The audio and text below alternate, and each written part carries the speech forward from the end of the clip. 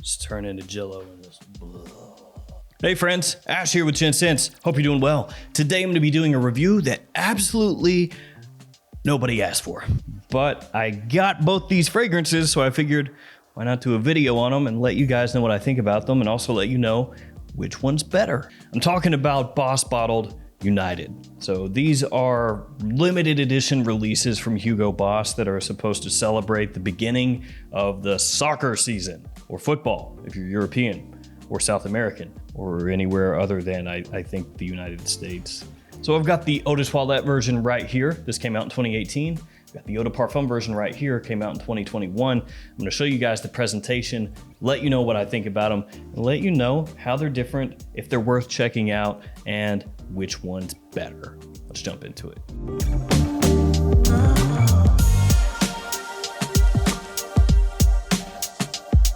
First off, the presentation. Now, I'm not gonna show you the box and the presentation, the full presentation for the Eau de Toilette.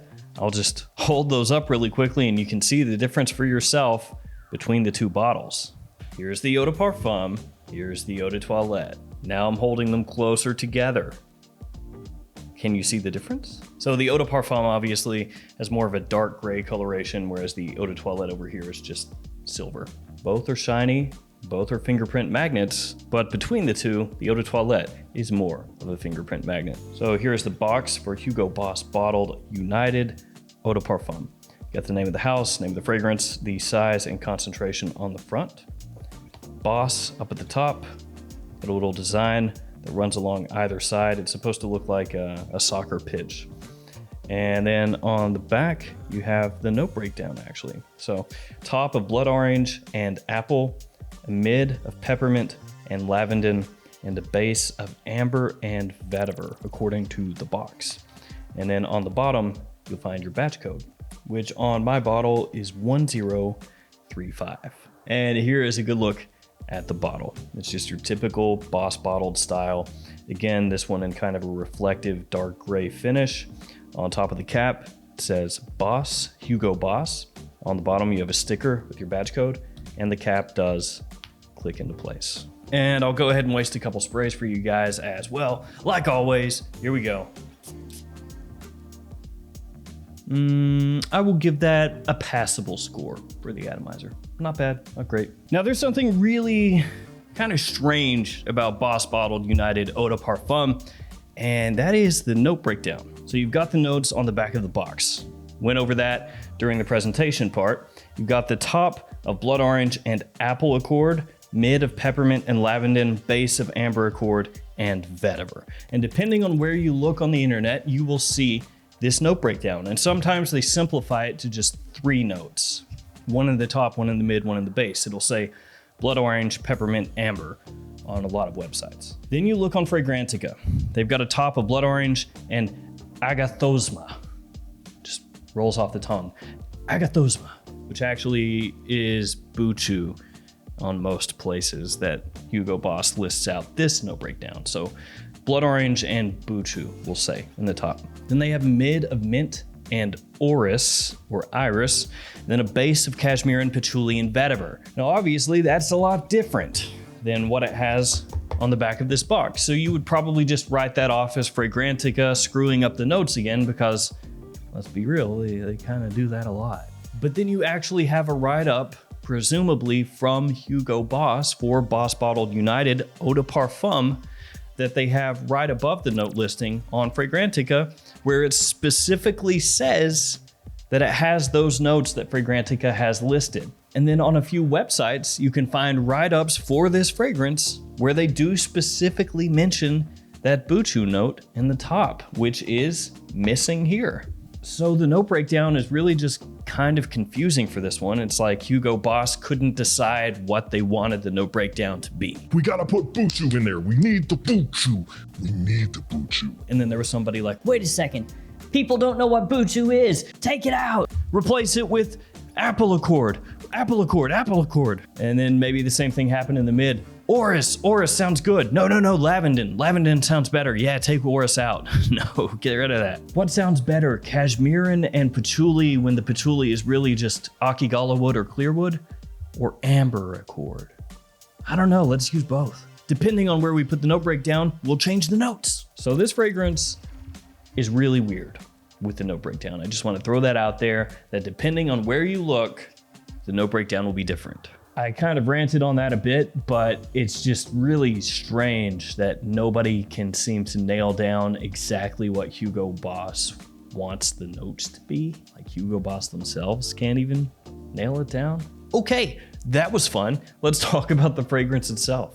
This fragrance has been written off for the most part. People don't seem to care all that much about it. I mean, you had the original limited edition that came out in 2018, didn't really make a splash, and now you got a flanker. So what's the deal? Well, the opening here actually smells really nice. I enjoy it a bunch. The blood orange mixes together with the mint pretty much right away.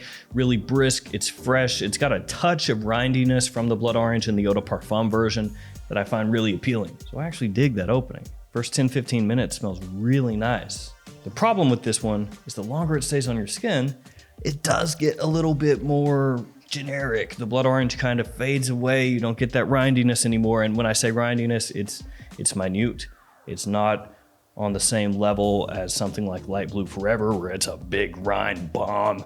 This one is a nice blood orange, a bit of tartness, mixing with that fresh mint and a little touch, like a little sprinkle, a little pop of rindiness. There is just a spritz of apple in the top where it kind of tries to tie it together with the original Boss Bottled, but it ends up smelling a little bit closer to something like Boss Bottled Unlimited.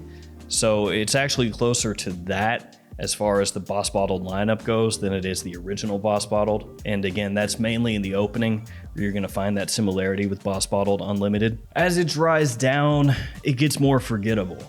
So that's really where the issue for this one is. It starts to be a little more generic, as people would say. I don't really get a huge amount of lavender as it dries down. What it basically does is, as that freshness and that fruitiness fades away, it becomes more of just a standard modern woodsy scent. Amber woods and a super clean vetiver that's kind of stripped of anything that would make the vetiver interesting. I've talked about this a million times, but vetiver can have a bunch of facets, and the vetiver here is just slightly dry and woody. Now, an interesting thing is that Fragrantica lists cashmerean as a note. Boss lists amber accord, like I talked about before. It really does smell like there's a cashmerean kind of accord in here. Once it hits the dry down, it's got that fuzzy kind of woody warmth that you would expect from a cashmere or a cashmere wood. So that's how it comes across to me once it dries down. Opening, great. As it dries down, not bad. Just doesn't really set itself apart from the crowd all that much. Bottled United is one of those fragrances that is completely okay, but it ends up coming across a little faceless, nameless, a little bit bland. Because in the opening, you spray it on, you give it a smell and you think, man, we could be onto something here. Really nice for a designer fragrance, especially one that you can pick up for not all that much at discounters. Well, the Eau de Toilette anyway. It smells good. It's just, it lets you down a little bit the longer it's on your skin. Never smells bad, never smells unbecoming, never smells off. Just bland. It's like I almost said planned. That's really planned. That's plain and bland put together. Planned. So overall, I do like it. I don't love it. I think that for me, on like a 1 to 5 scale, it'd be like a 3 or something, right in the middle. Now, between the Eau de Parfum and the Eau de Toilette, if you already own the Eau de Toilette, you don't need the Eau de Parfum, period. You don't. It's gonna be one of the most redundant purchases you could ever make in your entire life. These fragrances side by side are really close. This is one of those times where a fragrance house comes out with an Eau de Parfum version of an existing fragrance, and that's literally exactly what they're giving you. They're like, hey, that fragrance that we did before? Let's up the concentration and release it again. That's pretty much exactly how it comes across. You wear these side by side, spray them on at the exact same time. They are really, really, really, really close. Now, between the two, if you don't own either of them, I'd get the Eau de Parfum. I think it is a little bit better. Super close, but I would say that the Eau de Parfum is slightly richer, a little bit smoother. I mean, your typical stuff that an eau de toilette that's turned into an eau de parfum, the way people would describe it, that's what you're getting here. I would say the eau de toilette has a little bit more of a green edge at times, where sometimes it almost smells slightly camphorous underneath everything else. Overall, they're really close, like 95% similar maybe. Now, as of this video, I don't think the eau de parfum is really available at discounters. So if you were gonna get one of these and the price difference is, $40 or something like that, get the eau de toilette. The eau de parfum is not worth the extra money in that circumstance. So basically, just breaking it down really simply, they're nearly the same thing. The eau de parfum, very slightly smoother, a little bit higher quality maybe to the nose when you smell it, and it doesn't have that slight camphorous undertone, but ultimately when they dry down, they're the same thing for the most part.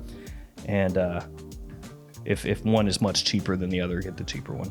In terms of when you would wear this one, spring, summer, fall, I think you could wear it during the day or the evening, but it's gonna lean more toward daytime use. Absolutely, it is office safe. And I would say that it actually has a surprising compliment factor as well. I know it's not anything that's gonna blow the socks off somebody that smelled a whole bunch of stuff, that's for sure, but just your average everyday person, you're gonna think it smells really nice. So if you can pick this up on the cheap, be a really serviceable kind of dumb reach, casual or office fragrance. That's how I would use it. And as far as age range, I think anybody can use it. It doesn't come across overly youthful. The sweetness isn't ramped up or anything like that. So I think pretty much anybody can pull this off. Almost forgot to talk about the performance. It lasts about 6 hours off my skin, maybe a little bit longer, but right in that range. And as far as the projection goes, it's moderate initially. So when that blood orange is kind of popping off my skin with the mint, it's decent. After that, it sits closer to the skin. So maybe you could say moderate on the whole, just all the way around average performance. And the eau de parfum for me does last a little bit longer than the eau de toilette version, projects a little bit more. So the performance really isn't, a big positive for the fragrance, but it's not a detriment either. It's just average. There we go, bottled united. If you smelled this one or the eau de toilette, let me know what you think about them. Thanks for hanging out with me. Thanks for your support. Stay safe out there, and I'll see you guys tomorrow with another fragrance video. See you later.